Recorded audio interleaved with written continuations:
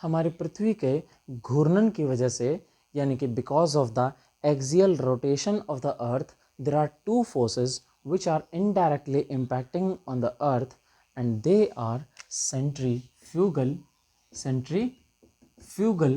and the another one is centripetal force. ठीक है, so there are two forces which are acting on the earth because of its rotation on its axis. ठीक है, तो पृथ्वी जो अपने अक्ष पर घूम रही है, इसके प्रभाव से हमारी पृथ्वी पर दो बल काम करते हैं, एक केंद्रापसारी बल और केंद्राभिमुख बल. ठीक है, तो ये हमारा कौन सा बल होता है?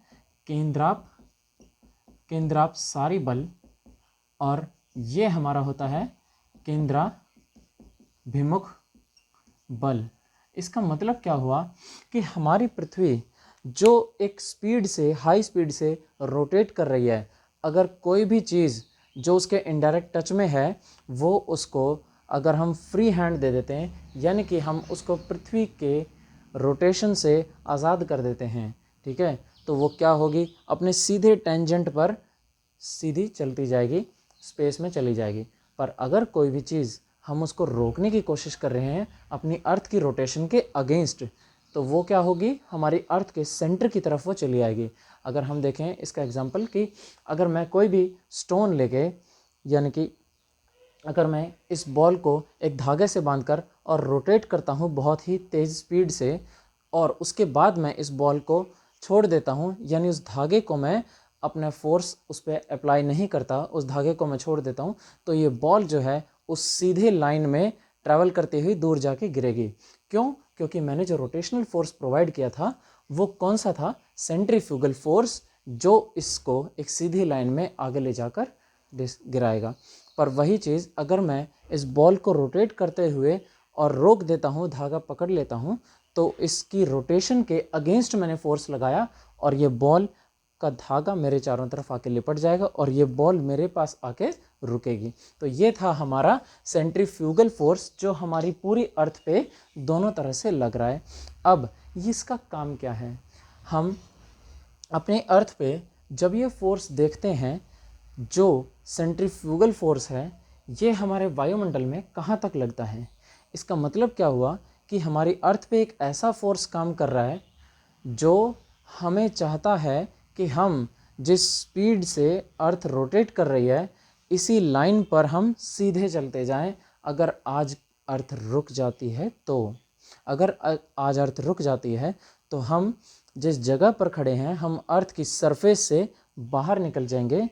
अगर इस तरह से हम देखें कि ये हमारी अर्थ है और इस पर जो ये रोटेट कर रही है इस तरह से वेस्ट से ईस्ट की तरफ, और अगर हम इसके साथ साथ रोटेट कर रहे हैं और आज अर्थ हमारी रुक जाती है, तो ये फोर्स, सेंट्रीफ्यूगल फोर्स, हमें अर्थ के सीधा जिस डायरेक्शन में हम रोटेट करते आ रहे थे, इसी पॉइंट से हम अर्थ की सरफेस से बाहर चले जाएंगे.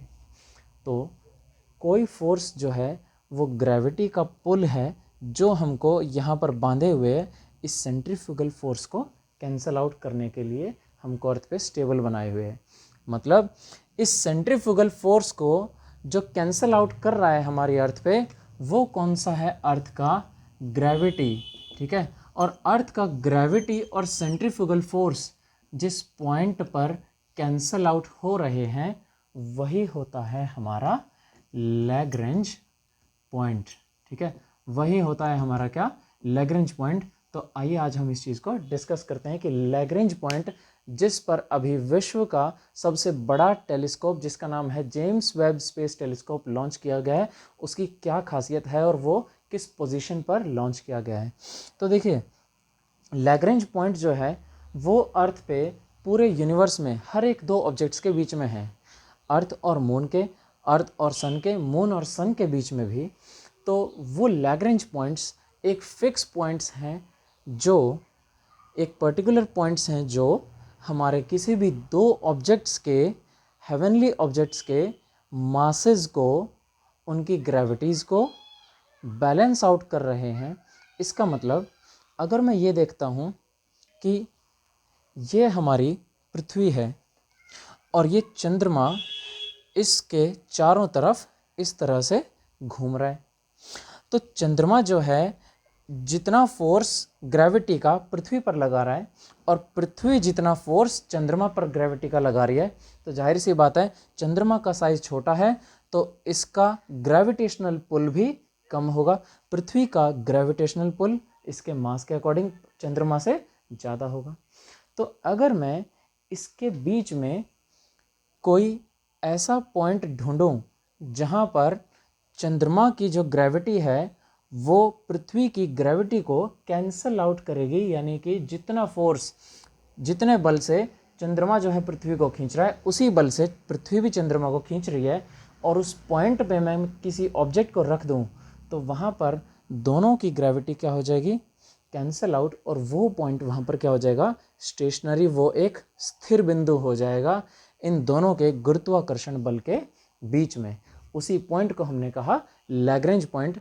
इसका मतलब वहाँ पर अगर मैं किसी भी सैटेलाइट को, यानी इसके इन दोनों के बीच में अगर मैं किसी भी ऑब्जेक्ट को रखता हूँ तो वो क्या होगा, इस तरह से घूमेगा चंद्रमा और पृथ्वी के बीच में।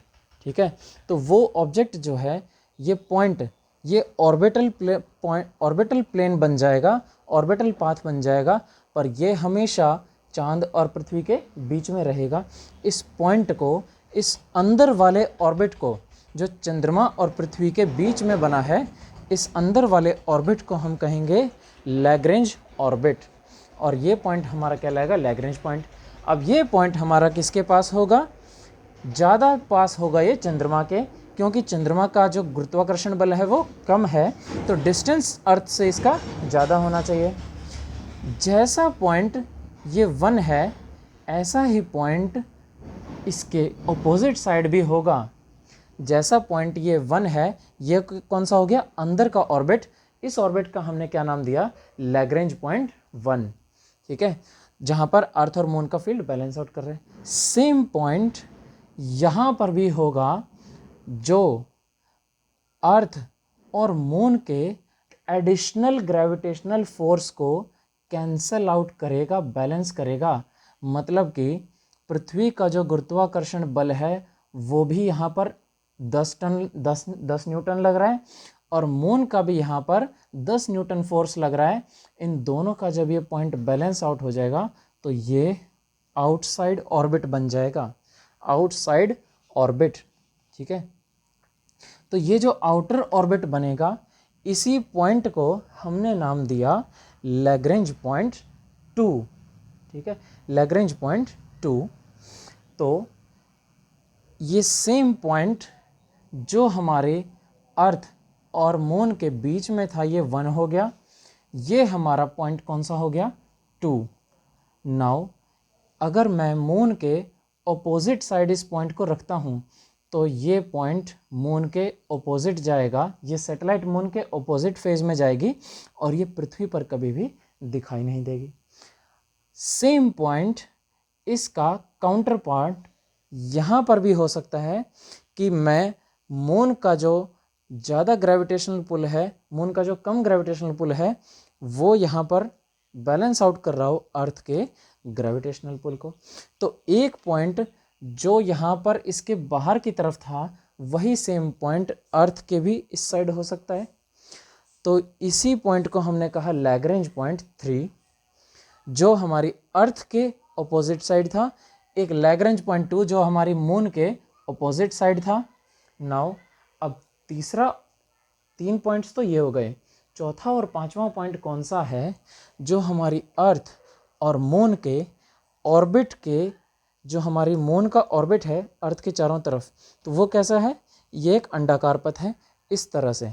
तो ये जो ऑर्बिटल प्लेन है, इस ऑर्बिट पर एक पॉइंट इन दोनों की लाइन के आगे होगा, जो मून के ग्रेविटी पुल को और अर्थ के यहाँ से इतने ज़्यादा डिस्टेंस के ग्रेविटी पुल को कैंसिल आउट करेगा।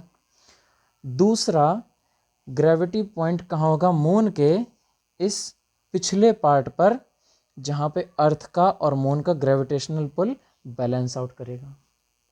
ठीक है, नाउ यहाँ पर बात समझने की ये है कि जो ये पॉइंट है लैग्रेंज पॉइंट 1, लैग्रेंज पॉइंट 2 और ये पॉइंट 3, ये तीनों पॉइंट ऐसे हैं जिनको कहा जाता है अनस्टेबल पॉइंट, ठीक है। और लैग्रेंज पॉइंट 4 और अर्थ और मून के बीच में बैलेंस आउट करने वाला ये लैग्रेंज पॉइंट 5 जो मून के पीछे चल रहा है, एक ये पॉइंट जो मून के आगे चल रहा है अर्थ और मून के बीच में, यानी ये जो 4 और 5 पॉइंट हैं ये हैं कहाँ, मून के ऑर्बिट पे, ये दोनों पॉइंट हैं मून के ऑर्बिट पे, और 1 अंदर है अर्थ और मून के बीच में, 2 and 3 are outside the orbit of moon and earth, ठीक है। So the point 2 and point 3 are outside the orbit of moon and point 4 and 5 are on the moon और लूनर ऑर्बिट, ठीक है। अब ये दोनों पॉइंट जो हैं 4 and 5 इनको कहा गया स्टेबल पॉइंट्स, और 1, 2 and 3 point are called unstable point. ऐसा किस लिए, ठीक है। और हम देखेंगे अभी नेक्स्ट चीज़ कि हमारा जो JWST है ये किस पॉइंट पर लॉन्च किया गया, इस चीज़ को थोड़ा हम समझते हैं, ठीक है। तो देखिए, मान लीजिए कि ये हमारा एक पहाड़ है और इसके टॉप पर एक बॉल रखी गई है। तो इस बॉल पर अगर जरा सा भी बाहर से कोई विंड का फोर्स लगता है तो ये बॉल हमारी इस डायरेक्शन में या इस डायरेक्शन में स्लोप से डिस्प्लेस हो जाएगी। पर वही बॉल अगर हमारी एक वैली के बीच में रखी है, यानी दो पहाड़ों के बीच में, तो ये जब यहाँ पर रखी हुई है बॉल, तो यहाँ से अगर विंड चलती है तो इसको ये इस डायरेक्शन में ले जाएगी, इधर से अगर विंड चलती है तो ये इसको इस डायरेक्शन में धकेल देगी। पर जब इन दोनों का ग्रेविटेशनल पुल का ये मार्जिन पॉइंट है, तो अगर ये अपने पाथ से इधर या फिर इधर डिसबैलेंस होता है तो वापस ये दोनों की ग्रेविटी इसको स्टेबल पॉइंट पर ले आएगी। इसीलिए जो हमारा पॉइंट 4 and 5 है दे आर कॉल्ड स्टेबल, कि अगर हमारी कभी भी किसी भी एस्ट्रोनॉमिकल या खगोलीय घटना की वजह से अगर इनके पॉइंट में परिवर्तन आता है, यानी कि हमारी जो ये सैटेलाइट है ये इस पॉइंट से आगे या पीछे हो जाती है, तो अर्थ का और मून का जो ग्रेविटेशनल पुल है ये इसको बैलेंस आउट करके अपने ऑर्बिट पे वापस ले आएगा। पर जो पॉइंट 1, 2 and 3 हैं दीज आर अनस्टेबल, कि जरा सा भी अगर ये अपने पाथ से डाइवर्ट होता है तो फिर इसको वापस लाने के लिए यहीं पर सैटेलाइट में ही कुछ पावर मैकेनिज्म चाहिए जिससे हम इसको वापस ऑर्बिट पे ला सकें। नाउ जैसा हमने देखा कि ये हमारे लैग्रेंज पॉइंट्स थे अर्थ के और मून के बीच में 5 पॉइंट्स। सिमिलर पॉइंट्स हमारे कहाँ हैं, अर्थ और सन के बीच में। जो हमारा सन है इसके और अर्थ के बीच में भी ऐसे ही 5 पॉइंट्स हैं जहाँ पर जो ग्रेविटी है वो कैंसल आउट कर रही है, कौन सी, सन की और अर्थ की, ठीक है। तो अर्थ के पास में है वो पॉइंट और सन से बहुत दूर है वो फर्स्ट लैग्रेंज पॉइंट जो अर्थ के ऑर्बिट के पास है। और यही सेम पॉइंट जो हमने 3 देखा था सन और अर्थ के बिल्कुल अपोजिट साइड है, यहाँ पे लॉन्च करा गया है JWST, James Webb space telescope, ठीक है। तो यहाँ पर जब हमने इस स्पेस टेलीस्कोप को इस लैग्रेंज पॉइंट पे लॉन्च किया तो इसने सन से आने वाली हर एक लाइट को एक्लिप्स कर लिया, यानी छिपा दिया। इस पृथ्वी ने सूर्य से पड़ने वाली हर एक रोशनी को जो जेम्स वेब टेलीस्कोप पे पड़ रही है, ठीक है। सो ये पॉइंट ऐसा है, दिस L2 पॉइंट, ठीक है। So this was L1, this was L2, और सन और अर्थ के बीच का जो डिस्टेंस है इस ऑर्बिट के बिल्कुल अपोजिट साइड होगा पॉइंट 3। सो यहाँ पॉइंट 2 पे, जो सेकंड पॉइंट पे, लैग्रेंज पॉइंट पे, जो किसके बीच में है, अर्थ और सन के बीच में, इस पॉइंट पर जब हमने JWST को लॉन्च किया, so this position has eclipsed the sun for permanently, ठीक है। तो यहाँ पर क्या है, एक हमेशा के लिए ग्रहण लग गया है इस सैटेलाइट पे सन का, ठीक है। तो सूर्य का यहाँ पर परमानेंट एक्लिप्स हो गया है, इस पर कभी भी सोलर की लाइट, सन की लाइट हमारी नहीं पड़ने वाली। सो ये हमारा पॉइंट था। नाउ अगर हम सिमिलर सिचुएशन देखें तो हमारे सोलर सिस्टम में लैग्रेंज पॉइंट्स हर एक हैवी और स्मॉल ऑब्जेक्ट के बीच में, यानी प्लैनेट और प्लैनेटॉइड्स या फिर हमारे स्टार्स और प्लैनेट्स के बीच में ये मैकेनिज़्म बना हुआ है और ये हर जगह यूनिवर्स में एग्जिस्ट करता है। पर अगर हम ये देखें कि इनकी पोजीशन क्या है, जो हमारा JWST लॉन्च किया गया है, तो दिस इज़ आवर सन, ठीक है, दिस इज़ आवर सन। और अगर हम देखें कि ये हमारी अर्थ है, ये हमारी पृथ्वी है, तो ये था हमारा इनके बीच का पॉइंट जो अर्थ के पास में है। This is the first Lagrange point, ठीक है। और ये अर्थ के अपोजिट साइड में this is the second Lagrange point जो सन और अर्थ के बीच में बना हुआ है। ये बिल्कुल अपोजिट है। यहाँ पर हमारा लॉन्च किया गया है जेम्स वेब स्पेस टेलीस्कोप, ठीक है। So this is James Webb space telescope. इस टेलीस्कोप के बारे में क्या फीचर्स हैं ये हम किसी और वीडियो में डिटेल में डिस्कस करेंगे। So this is the second point. और जो थर्ड एंड फोर्थ पॉइंट है, so this is on the opposite side of sun on the orbit of earth, ठीक है। तो अर्थ के हमारे ऑर्बिट पे ये कौन सा है, third point. And the fourth and the fifth point जो है हमारा फोर्थ और fifth point, these are called as stable points. तो ये हमारा कौन सा है, ये हमारा स्टेबल है। और 1, 2 and 3 these are called as unstable. तो आपको समझ में आ गया होगा अब, आई होप, कि इनको स्टेबल और अनस्टेबल क्यों कहा गया है। एंड जो सेकंड पॉइंट जहाँ पर JWST लॉन्च किया है, that's why this space telescope has been provided for the energy which is within this region, the energy mechanism which has been provided in this JWST, because it is located at this delicate point which is most unstable point, ठीक है। तो ये हमारा JWST का position थी and this is called the Lagrange points on the earth. Now हमारे solar system में भी लैग्रेंज पॉइंट्स एग्जिस्ट करते हैं। अगर हम पूरे सोलर सिस्टम को कंसिडर करें तो if you have observed, there are Lagrange points in the solar system between Sun and Jupiter। तो हमारा जो सन और जुपिटर के बीच में, सन और जुपिटर के बीच में जो लैग्रेंज पॉइंट्स हैं, उन पॉइंट्स को हम स्टेशनरी पॉइंट्स कह सकते हैं हमारे सोलर सिस्टम या यूनिवर्स में, जहाँ पर कुछ भी चीज़ हमको अगर स्टेबल बनानी है तो हम वहाँ पे उस चीज़ को लॉन्च कर सकते हैं। और ऐसे ही स्टेबल पॉइंट्स का कलेक्शन है हमारी एस्टेरॉयड बेल्ट, ठीक है। तो अगर हम अपने सोलर सिस्टम में एस्टेरॉयड बेल्ट्स को देखते हैं, sun is a huge big star and उसके बीच में हमारे जो सबसे बड़ा प्लेनेट है वो कौन सा है, जुपिटर। एंड जुपिटर और सन के बीच में जो ये लैग्रेंज पॉइंट है अंदर वाला, इसी ऑर्बिट पर हमारे सारे के सारे कौन से हैं, एस्टेरॉयड्स, ठीक है।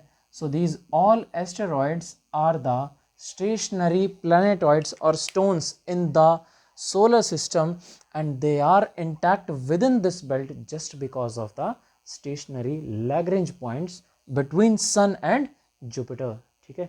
तो Lagrange points हमारे सोलर सिस्टम में पहले से ही एग्जिस्ट करते हैं and they are been used for the satellites like this way, which is recently we have seen the launch of JWST. So thank you. This was all about the Lagrange points. If you have any doubt, please do mention in the comment section. Thank you.